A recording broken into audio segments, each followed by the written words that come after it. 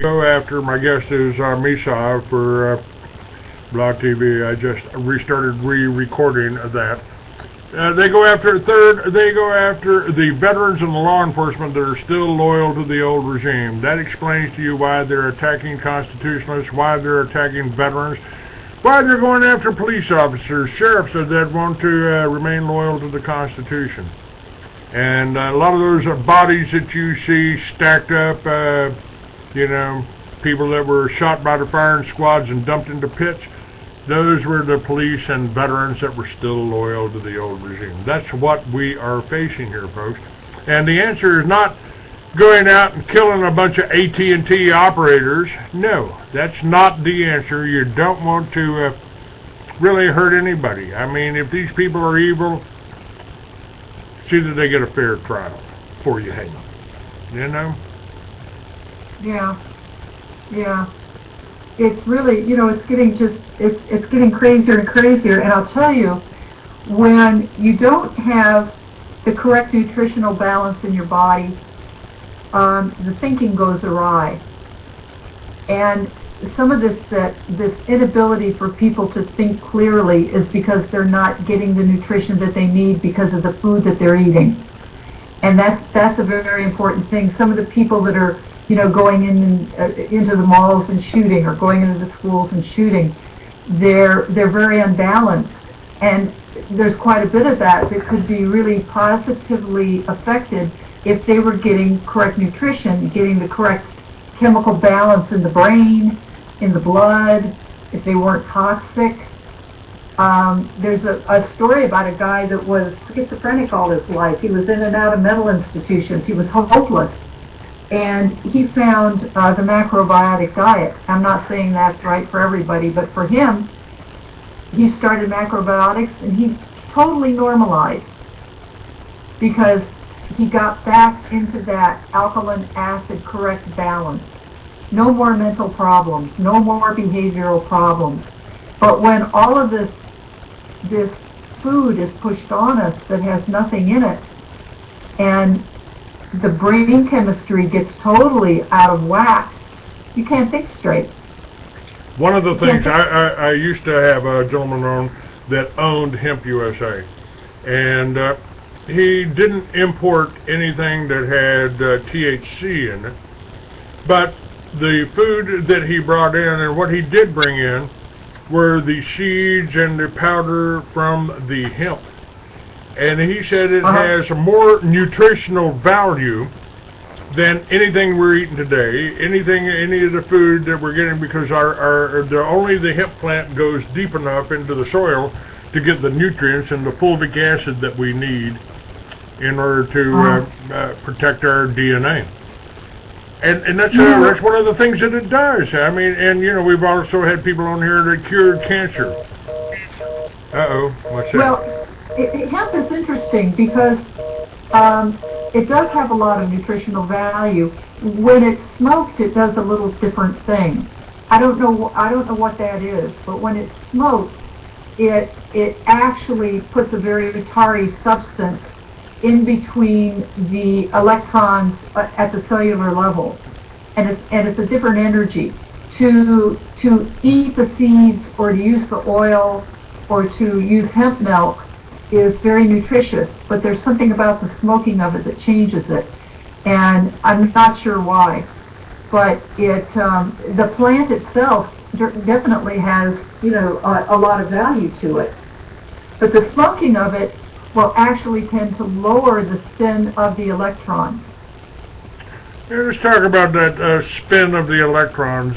You've met David Kosh. He's on our chat room a lot, and he's done the farm physics where he talks about spinning the water, spinning the coffee, you know, by putting an energy field that comes from your body. You can actually test that this works, folks, by doing this three-fingered sign over a Coca-Cola. Watch all the fizz go out of it. Yep. What is he doing? What are we talking about? This is just that popped into my mind when you're talking about the spin of the electrons. He says that coming through the pipes, forces them to spin the wrong direction, and if you correct that, the water has more nutrition, more energy for you. I mean, there's a lot of energy in water, you know, and that makes up a large portion of our body. So if you can affect the molecular structure, and we know that that can be done, you can write love, put love, the word love, on a glass beaker, put it in the freezer, and look at the geometric shapes that come out just from putting a sticker on a glass of water. Everything is vibration. Everything is frequency. Everything is energy. And so the work of Dr. Emoto, Masaru Emoto, I think his name, is fabulous work. And you know, David's spin, you know, you turned me on to that, Clayton, and I got that, and I do that. And to me, the water tastes different. If I do that spinning, the water has a sweeter flavor. It tastes different to me. It does. It does. The coffee tastes different. The Cokes are sure taste different without any fizz here. But and you know, we have energy centers in the palms of our hands, and in the bottom of the feet and the palms of the hand are minor energy centers. You know, we have major energy centers that are in the body itself, but we have energy coming through the hands, and we have energy coming through the fingers. And so when you do different, have you ever seen statues of Buddha, and he'll have these, they're called mudras. The hands will be in certain positions, or the picture of Jesus with his right hand held up, you know, thou shalt not pass. There's energy that flows in different ways according to the positions of the fingers and the hand. That's right. Yeah. So when we spin that electron, when we change the spin of the electron, it's because of what the energy is doing through that form that the hands are taking. And you know, when I work on people, a lot of times, you know, the energy will come through my hands, and I'll be able to scan somebody. I can do this even long distance. I don't have to be in their presence. I can scan their body and feel what's going on in their body and where the imbalance is. So I can do that either clairvoyantly, or I can do that using my hands, and then I'll know where that balance needs to be restored. Many years ago, I discovered, by concentrating this energy, I was actually working on levitating. I didn't get too far that way, but I learned that I could take away headaches. You know, I could heal people. I could make them feel better just by turning them. Yeah. Turning on them, talking to them. You know, touching them. And, you know, I also figured it out that you're in your magic, you know, the occult, you know, the witches, they ain't doing anything occult. They're simply utilizing the same thing you do if you pray properly. You know, this ain't magic. It's reducing yourself to a vibratory level so you can enter and communicate with the DNA. Now, I did an experiment. I took a lock of hair out of my roommate's hairbrush, went in a room with about 6 people, did a little voodoo doll, and just concentrated on that little doll and told Paula to call me. And the phone rang 5 minutes later. She was driving some people to the airport. She stopped on her way to the airport, went into a phone booth, this is pre-cellular, and called me. And the whole room full of people were sitting there, and they go, "Hey, Paula, what are you doing? Why are you calling me?" Well, I just thought I should. That's quantum entanglement. That's exactly what the quantum physicists talk about when they talk about quantum entanglement. We are all connected. And so energy passes between us all the time. And you were just simply, literally ringing her phone, concentrating on her frequency, and she responded to that. That's quantum entanglement. It's fascinating stuff. We just called it magic. It's just magic. I'm just a wizard, Yeah. Now, well, let me ask you about this. We got about 6 minutes left. Now, Okay. I made the comment. I was talking to somebody yesterday. I wrote some novels 50 years ago about something that's happening right now. I was pretty accurate in my predictions, and I also talked about Atlantis. And I wondered to myself, and maybe as a clairvoyant, maybe you can give me some information on this. I don't know whether I've just got a great imagination or a memory that goes back 10,000 years. And I can remember I can remember watching them build the pyramids, and folks, there wasn't a bunch of slaves lined up.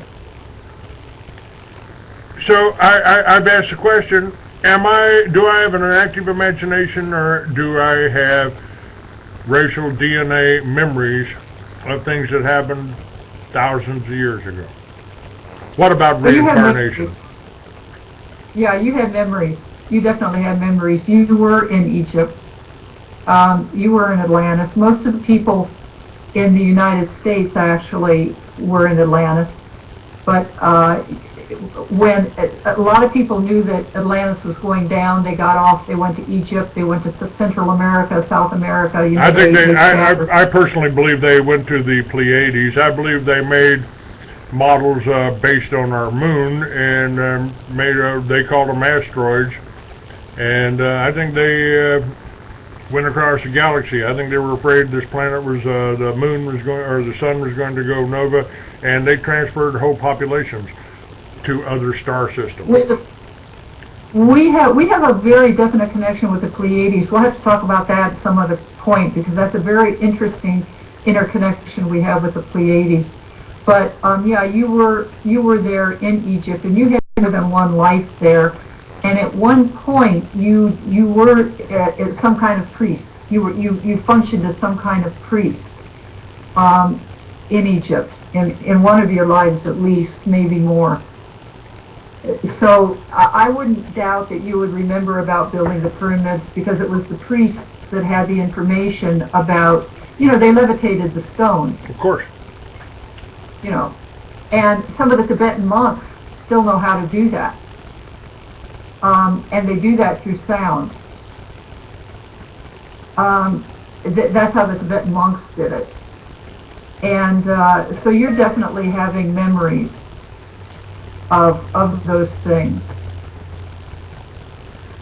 That's you have quite an interesting past lives. We'll have to get into at some point, Clayton.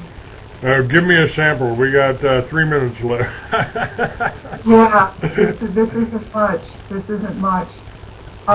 You on Atlantis were doing much of what you're doing today. When it started to get corrupt, you pulled out of the priesthood, and you started talking about what was going on.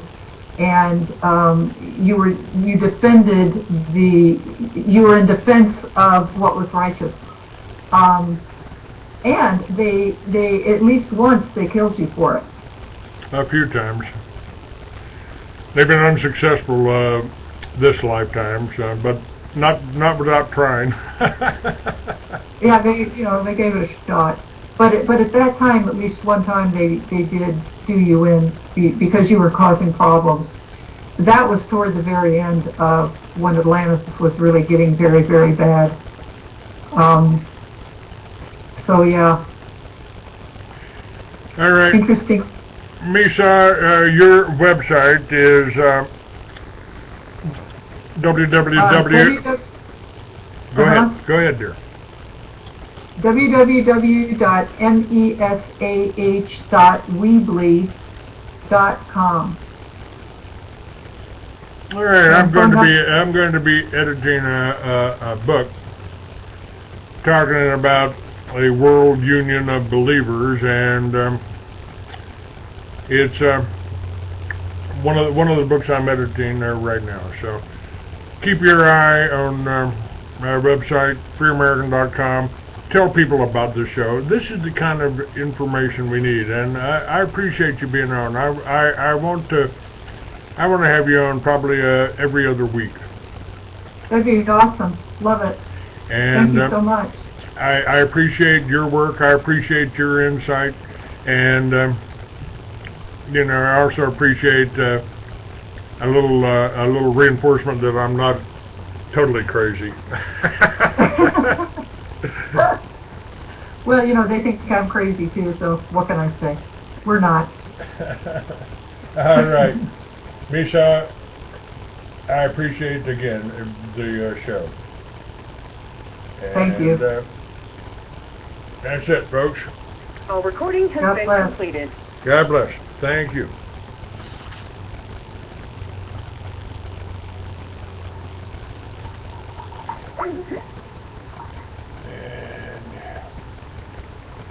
Thanks, Me Sah. I appreciate it. Okay.